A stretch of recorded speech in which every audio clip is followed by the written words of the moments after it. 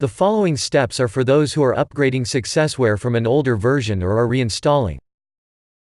If you are installing SuccessWare for the first time, please click the link in this video's description.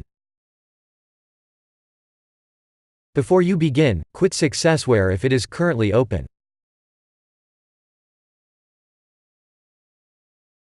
After downloading SuccessWare, open the downloaded file.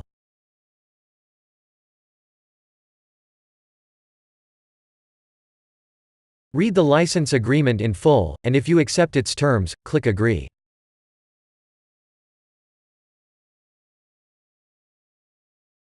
Double-click the Applications folder icon to open your Applications folder. Drag the SuccessWare application to your SuccessWare folder within your Applications folder. When asked what to do with the existing SuccessWare application, choose Replace.